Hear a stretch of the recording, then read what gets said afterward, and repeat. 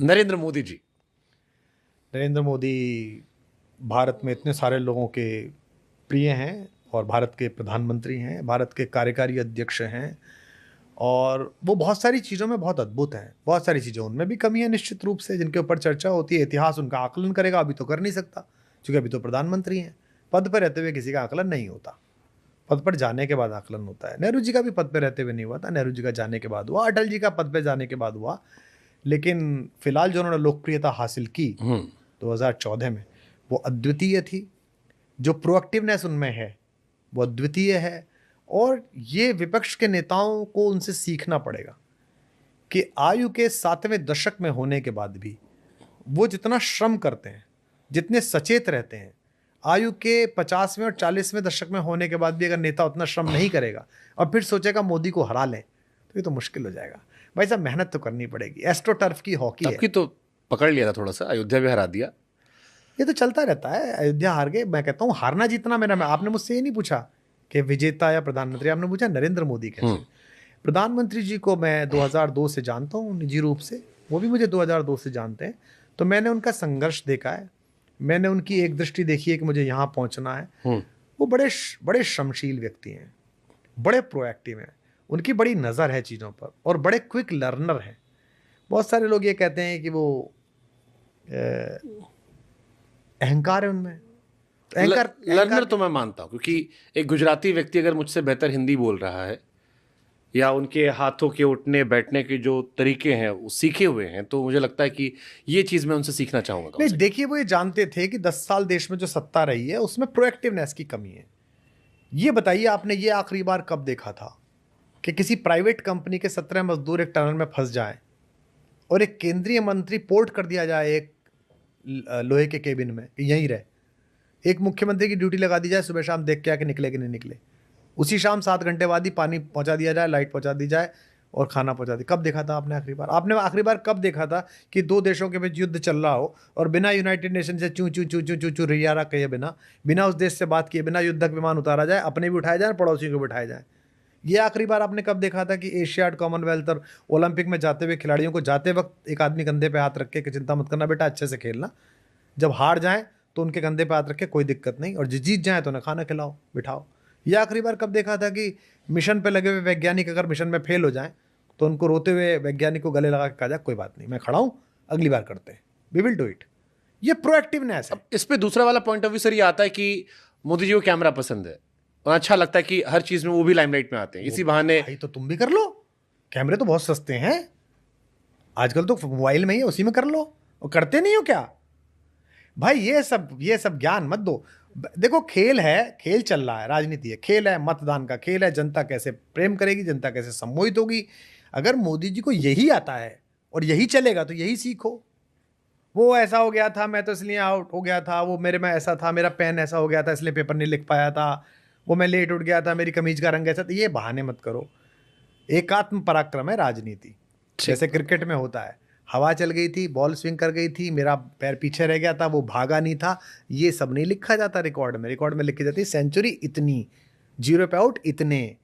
तो भाई साहब, अगर एक 70 साल से ऊपर के व्यक्ति के संघर्ष, उसकी मेहनत, उसकी सोच को आप मात नहीं दे पा रहे हो सारे मिलके, जैसे अंतिम बात कहता हूँ, पॉलिटिकल बात करने का मन नहीं करता पर आप इतने प्यार से पूछते हैं, सम्मोहक तरीके से कहते हैं साहब डेमोक्रेटिक नहीं है प्राइम मिनिस्टर, लोकतांत्रिक नहीं है। चलो मान लिया साहब लोकतांत्रिक नहीं है, लोकतांत्रिक मूल्य में आस्था नहीं है उनकी साहब, मान लिया साहब, बिल्कुल मान लिया। वो दो लोग जो चाहते हैं वही करते हैं साहब, बिल्कुल आप जो कह रहे हो 100%। अच्छा, आप कितने लोकतांत्रिक हो भाई साहब? आप बंगाल में राज्य करती हैं, आप किसी को पसंद नहीं करती भतीजे के अलावा। आप दिल्ली में राज करते हैं, आप किसी को पसंद नहीं करते खुद के अलावा। आप जेल में बंद है फिर भी मुख्यमंत्री रहेंगे। आप उत्तर प्रदेश में, आपको चाचा ही पसंद नहीं था। आप जहां हैं वहां तो आपको अपने बेटे पसंद है, पत्नी पसंद है, या आप खुद को पसंद है। आप खुद लोकतांत्रिक है नहीं। आपके यहां कब चुनाव हुए अध्यक्ष के, बताओ? आपने कब लोकतांत्रिक बने? अगर वो लोकतांत्रिक नहीं है तो वो उसकी चढ़ती पतंग है भाई, वो प्रधानमंत्री है। तुम जब हो जाते हो तब तो, और जो कह रहे हैं, भगवान न करे कभी देना, इनमें 2-4 को तो मैं निजी रूप से जानता हूं, ईश्वर न करे किसी बड़े पद पे पहुंच गए तो लोग बाग नरेंद्र मोदी को मसीहा मानेंगे कि वह बड़ा भला आदमी था भाई। माफी मांग लेता था, किसान आंदोलन वापस ले लेता था। लोग कहेंगे भाई मोदी बहुत अद्भुत आदमी था, क्या अद्भुत आदमी था, ये कहाँ से आ गए, कितने बड़े वाले हैं ये। तो भाई साहब, अंग्रेज से गांधी बन के लड़ा जाता है, अंग्रेज बन के नहीं लड़ा जाता। बढ़िया। अगर आपको लगता है नरेंद्र मोदी अलोकतांत्रिक है, लोकतांत्रिक हो जाओ, करवाओ चुनाव, तुम ही रहोगे बस। तुम्हें पूरी पार्लियामेंट में कोई नहीं मिलता नेता बनाने के लिए। मैं किसी की भाषा का अनादर नहीं कर रहा, लेकिन बड़ा पक्ष हिंदी सुनता है या अंग्रेजी सुनता है। तुम्हारे पास शशि थरूर भी है और तुम्हारे पास मनीष तिवारी भी है उसी पार्लियामेंट के अंदर, पर नेता बनेंगे वो अधीर रंजन जी। फिर वो माफी मांगेंगे, नहीं मेरा हिंदी खराब था इसलिए फंस गया था। अबे भैया तो क्यों दिया था काम? खड़गे साहब आयु हो गई, वरिष्ठ हैं, क्योंकि आपको स्पेस ऐसी किसी आभा को नहीं देना है जिससे कंपटीशन लो। एक हमारे इलाहाबाद के शायर, उनका एक शेर है कि इस धुंधलके में भला कैसे सुझाई देते, इस धुंधलके में भला कैसे सुझाई देते, हम तेरे साथ ना होते तो दिखाई देते। ये सारे पॉलिटिकल नेता अलग अलग पार्टी के, ये इनसिक्योरिटी से भरे हुए हैं। और मैं जब सारे कह रहा हूं तो सारे कह रहा हूं, समझ रहा हूं मैं सारी पॉलिटिकल पार्टीज कह रहा हूं। आप इनके ऊपर से नीचे तक की इनकी कैबिनेट्स जो बना रखी हैं इन्होंने चारों तरफ अपनी, उनके लोग चुन के देखिए। इन्हें इनकी पार्टियों से हटा के चौराहे पे खड़ा कर दीजिए सामान्य वस्त्रों में, लोग समझेंगे मनरेगा के मजदूर खड़े हैं, सुबह ठेकेदार लेके जाएगा इन्हें। इनकी कोई आभा नहीं है। ये 5 आदमी इकट्ठे नहीं कर सकते, 5 आदमी की बात नहीं बदल सकते, अपनी बात रख नहीं सकते। और जैसे ही कोई ऐसा आदमी ने दिखाई देता है, बोले बस ये खराब है, इसे हटाओ जी, ये नहीं होना चाहिए। हमारे यहाँ वाला भी ये प्रॉब्लम था उसे। अब अगला शिकार कौन है? अगला शिकार वो बालक है जो खुद नहीं पैदा करा, इसकी कुछ औकात भी नहीं है, पर वो थोड़ा लोकप्रिय हो गया है, हीरोइन से ब्याह कर लिया है, रील दिखने लगी। ये नहीं दिखना चाहिए, दिखेगा नहीं, दिख भी नहीं रहा हो। मैंने जब हुआ था मैंने तभी कह दिया, मैंने ये गया इसको नहीं छोड़ेगा। उनकी शादी पे हमको भी बहुत बधाई आई नहीं, मैंने कहा इसको छोड़ेगा नहीं इसको आप, निश्चित रूप से, क्योंकि आप इतने ज्यादा डरे हुए हैं भाई कि आपको आभा बर्दाश्त ही नहीं है किसी की भी। हमने जब कवि सम्मेलन में कविता पढ़ी, लोकप्रिय हुए, तो 32 कवियों ने हमारे खिलाफ फतवा दिया कि ये पढ़ेगा तो हम नहीं आएंगे। हमसे लोग पूछते थे आपका ऐसा किसी, मैंने कहा नहीं, किसी को पिलाओ, किसी को ले आओ, जिसकी मैया ने दूध पिलाया उसको लाओ। लाओ 1 लाख आदमी कोटा में, लाओ निम्बाहेड़ा में 1 आदमी, तू भी खड़ा अभी हम भी खड़े, तू जमा हम जमा, तू कितनी देर तक पढ़ता हम कितनी देर तक पढ़ते हैं। यही तो संघर्ष है। योग्य जन जीता है, पश्चिम की उक्ति नहीं, गीता है, गीता है, गीता ये तो कहती है सर्वाइवल ऑफ द फिटेस्ट, जो बाद में डार्विन हमारी बात गाने लगा। तो इसलिए नरेंद्र मोदी अपने अपने स्टेडियम में, अपने डी में, अपने प्लेटफॉर्म पे जो कर रहे हैं, उनकी टक्कर का नेता भारत में अभी नहीं है। और वो बनने के लिए उनको मोन और मीडियम जो बदलने पड़ेंगे, मोड मीडियम, वो बदलने को तैयार नहीं है। वो चाहते हैं उन्हीं के हथियार लेके उन्हें हरा दें। अरे भाई साहब, उन हथियारों पर उनका नियंत्रण है, उन्होंने डिस्कवर भी खुद ही किए हैं, पहनाए भी खुद ही हैं, उन्हें पता है किधर से क्या काट चलती है। तुम करो, हमारा वाला चला नहीं। पहले लड़ाई का मैदान बदलो भाई साहब। ठीक। कुमार विश्वास किस इंटरव्यू में मुझे सहवाग और सचिन जैसी आक्रामकता नजर आई।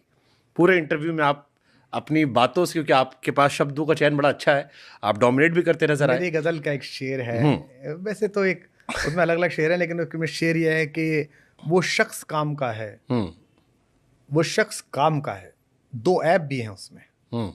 वो शख्स काम का है, 2 ऐप भी हैं उसमें, एक सर उठाना, दूसरा मुंह में जबान रखना। शाबाश। तो हम में 98 गुण है 100 में से, 2 अवगुण है कि एक तो हम सर उठाते हैं और एक मुंह में जबान रखते हैं। और ये 2 अवगुण जहां जहां चलेंगे वहां वहां हमारी स्वीकार्यता नहीं होगी, और जहां जहां इन अवगुणों को गुण माना जाएगा वहां वहां हमारी स्वीकार्यता होगी। लोक में सामान्य लोग इसे गुण समझते हैं, तो वो कहते हैं बहुत अच्छा है यार, ये आदमी अच्छा है, सच बोलता है। और संगठनों में यह कि यार ये तो बहुत अवगुण है, पता नहीं क्या बोल देगा, ये पता नहीं क्या कह देगा, तो वो दूर रहते हैं। नहीं, लेकिन इसीलिए हमने बेस्ट फॉर द लास्ट बचा के रखा था। अभी है एक सेगमेंट छोटा सा 60 सेकंड का बचा हुआ है, जिसमें हम आपको थोड़ी बाउंसर और यॉर्कर देंगे। इतने आसानी से आपको जाने दें फिर बात कैसी? कुछ तो आना चाहिए ना कि हमको भी लगे कि आप थोड़ा फंसे, थोड़ा असहज हुए, थोड़ा परेशान हुए। तो अब कहानी ये है कि हम 2 आदमी का नाम लेंगे, अब वो आपके ऊपर है उस पर कितने करते हैं, और हम आपसे उनमें एक सवाल पूछेंगे, आपका नजरिया होगा। तो पहला सवाल, मनीष सिसोदिया अरविंद केजरीवाल में ज्यादा ईमानदार कौन है? अब वो तो सरकार वो चला रहे हैं, उन दोनों की पता होगी, या सुप्रीम कोर्ट के जज को पता होगी जो जमानत देता है। साथ तो आप भी रहे। नहीं, मेरे सामने तो हो रही थी, मैंने बता दिया कि दोनों चोट्टा बना मत करो, तो उन्होंने कहा कि तू निकल ले यहाँ से, मैं निकल लिया। उसके बाद अब कोर्ट जाने, जज जाने। अब वो जज बता देता है कि वो वही जानेगा, भाई मैं तो क्या जानूं, मैंने कागज देखे भी नहीं और मेरी कोई रुचि भी नहीं उन कागजों को देखने की। राहुल गांधी अरविंद केजरीवाल में विपक्ष का बड़ा नेता कौन बन सकता है? राहुल गांधी मनुष्य बेहतर है, मैं उनसे भी मिला हूँ, भले आदमी है, स्वीट से। मैंने तो उनके बारे में काफ़ी खराब बातें भी बोली थी हीट ऑफ द मोमेंट में जब हम चुनाव लड़े, लेकिन उसके बाद उनका जो व्यवहार रहा मेरे से, बातचीत का, सुनने समझने का, कभी मिल गए सार्वजनिक समारोह में, जहाज फहाज में कभी मिल गए, जिस गर्मजोशी से वो मिले और जैसा उनके रिफ्लेक्सेस दिखते हैं, उससे लगता है उनके अंदर ह्यूमन क्वेश्चन ज़्यादा है। और राजनीति हो, परिवार हो, वो मनुष्यता से ही चलते हैं, धूर्तता से नहीं चलते। तो एक नाम कौन सा लेंगे विपक्ष जो मोदी जी को टक्कर दे सकता है? वो जनता तय करेगी इन दोनों, मुझे क्या पता भाई, मैं एक वोट देने वाला हूँ, मैं अपनी वोट दियाऊंगा जिसको देनी होगी।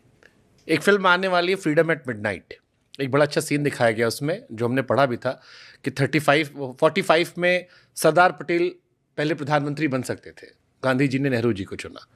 आज के दौर में अगर आप देखें, बड़ी चर्चा चलती है पटेल नेहरू, पटेल कश्मीर वाले उस पे इशू पर, बस इशू पे, पटेल नेहरू में आप ज़्यादा किससे क्लोज पाते हैं अपने?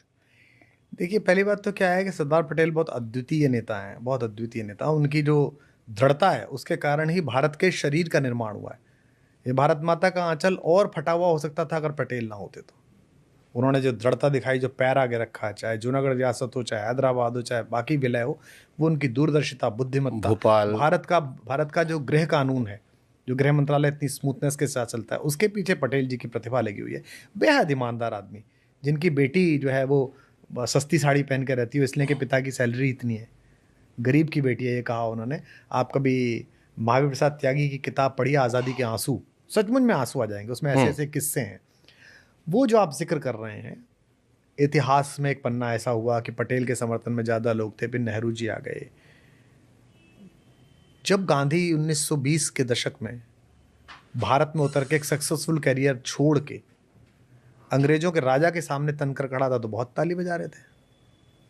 जब गांधी के सामने चार्ली चैपलिन झुक जाता था और उसने कहा मैंने ऐसा आदमी नहीं देखा अपनी ज़िंदगी में, मेरी गली में कभी मैंने इतनी भीड़ नहीं देखी जब ये फ़कीर उतरा है, तब तो आप बहुत ताली बजा रहे थे। जब आइंस्टाइन जैसा बड़ा वैज्ञानिक कह रहा था आने वाली सदियाँ इस बात पर भरोसा नहीं करेंगी कि हाड़ मास से बना हुआ एक ऐसा आदमी भी पृथ्वी पर चला था, तब तो आप बड़ी तालियाँ बजा रहे थे। अब आपको अपने हिसाब से निर्णय सोचने करने, तो आप गांधी की भूलों पे और गांधी की चीज़ों पे तबसरा करने बैठे। मेरा काम ही नहीं है यार ये, ठीक बात, कि मैं पटेल को और सुभाष को और नेहरू को और सावर को तुलनात्मक करता हूँ। मेरे घर के बुजुर्ग थे, कोई ताई जी का लड़का था, कोई चाचा जी का, कोई बाबा बाबा वाले थे, सब बहुत अच्छे थे। इन्होंने मुझे ऐसा घर दिया है, इसमें थोड़ा सा कोना आ गया, इसमें गीलापन आता है, इसमें ये है, मैं इसके लिए उन्हें गाली नहीं दूंगा। मैं अपना कौशल, अपनी प्रतिभा लगा के इस घर को ऐसा बनाऊंगा कि उनकी आत्माएं जहाँ स्वर्ग में सामूहिक रूप से बैठी होंगी, वो कहेंगी कि बच्चे बहुत अच्छे निकले हमारे। अटल जी और मोदी जी में बीजेपी का सबसे बड़ा नेता कौन?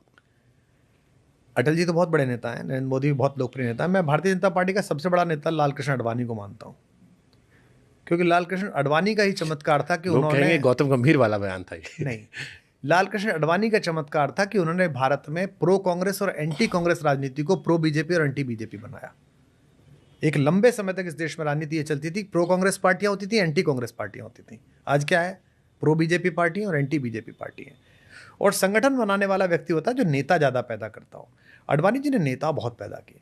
आडवाणी जी जब राष्ट्रीय अध्यक्ष थे तब आप राष्ट्रीय महासचिव सोचिए कौन कौन थे। सुषमा जी थी, उमा जी थी, प्रमोद जी थे, एक से एक तोप।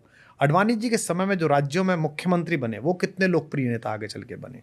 तो संगठन जो बनाता है नेता के रूप में, पूछा आपने, शासक नहीं पूछा मुझसे। अटल बिहारी वाजपेयी अद्भुत प्रधानमंत्री रहे, उनके निर्णय। बीजेपी का सबसे बड़ा नेता कौन? हाँ, मतलब मुझे लगता है कि तुलनात्मक दृष्टि से आडवाणी जी ने जो निवेश किया इस पार्टी को खड़ा करने में, इसके संगठनात्मक ढांचा खड़ा करने में, जैसे मध्य प्रदेश को भारतीय जनता पार्टी का मायका कहा जाता है, कुछ भी आंधी तूफान आए वहां नहीं हिलता, क्योंकि वहां आज भी अगर 10 नल गांव में आए हैं तो ये कहां गढ़ेंगे, ये विचार विधायक जी नहीं कर सकते, पार्टी का काडर करता है। तो वो जो निटिंग की गई है वो उनकी युति में, क्योंकि अटल जी तो निश्चिंत लोकप्रिय नेता थे, भाषण देना जाना, संगठन का काम तो सदा उनके हाथ में था। तो ये दोनों भी बहुत पावरफुल, बड़े लोकप्रिय, बड़े लोकख्यात। अटल जी की तो क्या ख्याति है, मतलब अभी तक भी उनका शरीर नहीं रहा लेकिन उनका यश आज तक है। और नरेंद्र मोदी की लोकप्रियता तो असंदिग्ध है ही, लेकिन मैं मानता हूँ कि संगठनकर्ता के रूप में, एक पार्टी के नेता के रूप में आडवाणी जी ने जो काम किया वो इस पार्टी में मील का पत्थर है, जो शायद अब दोबारा करने की आवश्यकता है, जब पार्टी इतना विस्तार पा गई है।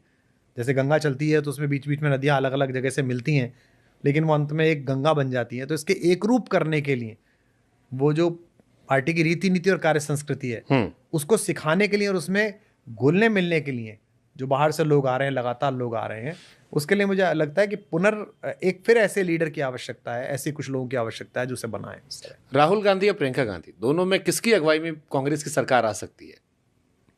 वो तो उनका आंतरिक मैटर है कि वो किसको देखते हैं। प्रियंका जी के पास अपनी दादी की छवि की लोकप्रियता भी है और वो जानती भी हैं कि बोला कैसे जाता है। राहुल भी जिस तरह से ग्रो कर रहे हैं, आपको लगता है राहुल जी डिफीट कर पाएंगे आने वाले टाइम में?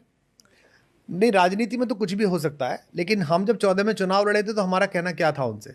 हमारा कोई था नहीं, हमें तो भेजा गया था। हमारा कहना यह था कि देश को समझना है तो नीचे उतर के समझिए, सिर्फ एक वंश में पैदा होने के कारण नेता मत बनिए। और पिछले 10 वर्षों में उन्होंने ये किया कि वो नीचे जा रहे हैं, समझ रहे हैं। उनकी समझ में कोई कमी हो सकती है, कई बार ज़्यादा हो सकती है, लेकिन जिस तरह से पार्लियामेंट में बोल रहे हैं, जिस तरह से, फिर आप लोग क्यों कहते हो कि वो misfit, he is a good guy but he is not fit for politics? क्योंकि पॉलिटिक्स में अच्छे लोगों की इस समय कीमत है नहीं।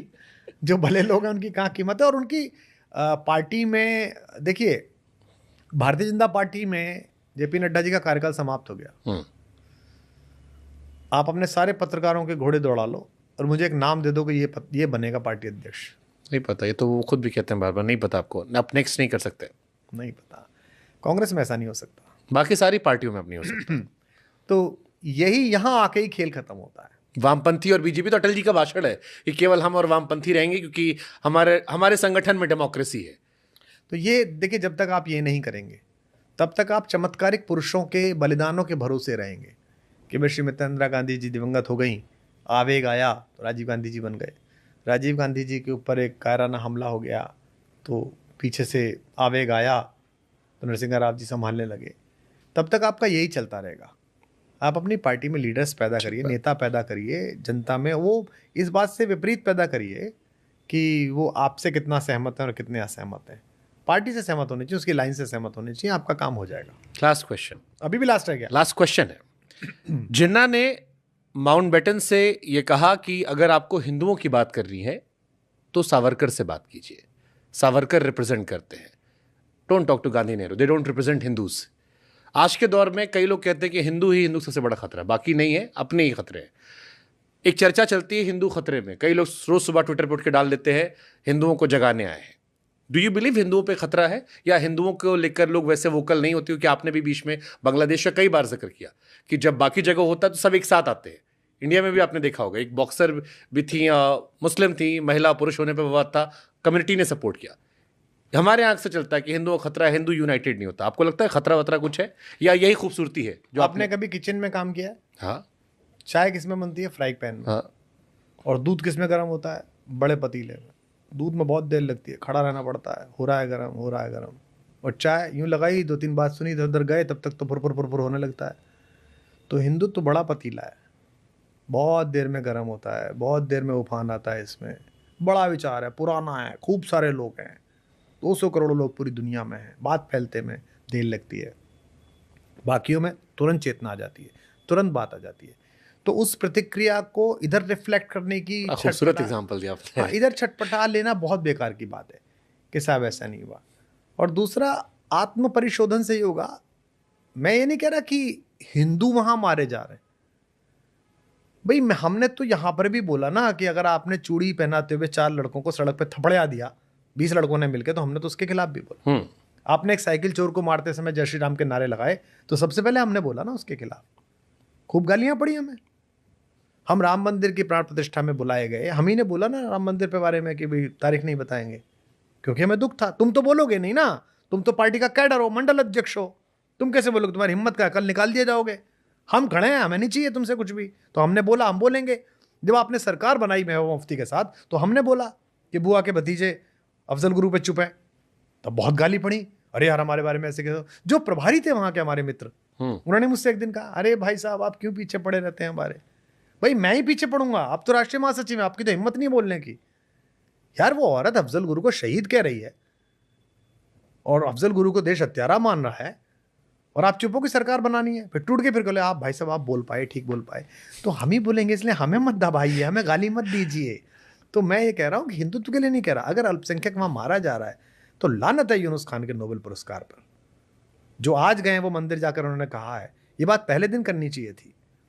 इसी जामिया में भारत विभाजन के समय भीड़ लग गई गेट पर, आपको पता है ये बात? एमओ मथाई की किताब पढ़ी है, my days with Nehru. Nehru को फोन आया कि जामिया पे भीड़ लग गई है, दंगाई आ गए। नेहरू जी ने पहली बार कहा, उनके पिताजी की रिवॉल्वर उनके पास थी, मोतीलाल नेहरू की, प्राइम मिनिस्टर ने चिल्ला के कहा कि मेरी रिवॉल्वर निकालो, रिवॉल्वर निकालो। फिर वो नहीं मिली, जैसे भी आप भागते हुए गए और गाड़ी लेके भागे। पटेल को पता चला, पटेल ने पुलिस को कहा भागो, प्राइम मिनिस्टर अकेला भाग गया और गेट पर जीप लगा के जीप के पर खड़े होकर कहा मुझे मारो पहले। अंदर से वाइस चांसलर का फोन आया था, जिसको मारना है मुझे मारो, और भाषण दिया और भीड़ संभल गई और चली गई। यह आस्था थी। नेहरू मारे भी जा सकते थे, गणेश शंकर विद्यार्थी मारे गए थे, लेकिन नोएडा में बैठकर दोनों पक्षों के मीडिया कोऑर्डिनेटर्स से दलाली की बात करके खबर प्लेस करने वाले पत्रकार गणेश शंकर विद्यार्थी की छाया भी नहीं है। गणेश शंकर विद्यार्थी थे, हैं और रहेंगे। ऐसे ही मैं इसलिए कह रहा हूं कि जितने लोग हैं यूनाइटेड नेशंस के दरवाजे पे जाएं, 1 लाख हिंदू इकट्ठा हो गए, मुसलमान भी जाएं, सिख भी जाएं और कहें बांग्लादेश में क्या हो रहा है। ये तो गाजियाबाद में टेंट मार रहे हैं, ये किसको मार रहे हैं? और फिर खुद व्हाट्सएप पे वीडियो भेज रहे हैं, खबर चलवा दीजिए। नहीं तो वो तो देखिए, वो तो छोटी छोटी नेतागिरी है, लोग बाग अपनी अपनी करना चाहते हैं हर घटना। नहीं, उसका विरोध करने पे गाली हमको ही पड़ी है। उससे क्या, अब अगर आप गालियों से चिंतित हैं, देखिए एक बात सदा ध्यान रखना, आप मुझसे छोटे हैं, अगर दोनों तरफ के जाहिल आपको गाली दे रहे हो तो रोज मिठाई खाइए शाम को, कि मजा आ गया। आप सच्चे तभी हैं जब जाहिल आपको गाली दें। हमको दोनों तरफ के देते हैं, सुबह उठ कर रोज देते हैं हमें गाली, हम बड़े खुश रहते हैं क्योंकि वो जाहिल हैं, वो दोनों तरफ एकदम पागलों की तरह अटे पड़े हुए लोग हैं। तो हिंदू धर्म बड़ा है, विराट है, सहिष्णु है, पर सचेत है, और मैं नहीं मानता कि वो खतरे वतरे में है। उसे सतर्क और सचेत रहने की आवश्यकता है, और मुझे अपने धर्म का किसी दूसरे धर्म का रूपांतरण नहीं चाहिए भाई साहब। मेरा धर्म जैसा था वैसा है। जैसे किसी ने कहा था हमको कि काशी को कोटो बनाना है, कह रहे थे, हम गए थे काशी, तो मैंने कहा भाई काशी को काशी रहने दीजिए। अभी मैं ऋषिकेश में क्या आया कि ऋषिकेश को, हरिद्वार को पर्यटन केंद्र बना। भाई साहब पर्यटन के लिए मसूरी भेजो, लैंसडाउन भेजो, इसे आध्यात्मिक नगरी रहने दो। यहाँ आने पे आदमी के अंदर चुलबुल ना उठे कि बियर किधर है। यहाँ तो बियर की बोतल सहारनपुर से लाया हो तो ऋषिकेश में घुसते ही छूट जाए हाथ से, हरिद्वार में घुसते ही छूट जाए, और क्या अब नहीं पीऊंगा जीवन में यार। ओहो, आध्यात्मिक स्पंदन पैदा होना चाहिए इसके अंदर। तो हिंदुत्व को किसी दूसरे धर्म का प्रोटोटाइप नहीं बनना और ना बनने देना। जिनका प्रोटोटाइप बनने के लिए कह रहे हो वो तो वैसे ही फजीते में, जहाँ जाओ वहीं फजीता कर रखा है। हम तो कम से कम ऐसे नहीं हैं। आपने कभी नाम सुना हमारा बाहर विदेश में? दुनिया के देशों में आप भी गए होंगे, मैं भी 40 देशों में गया हूँ, मुझे सदा तारीफ मिली है।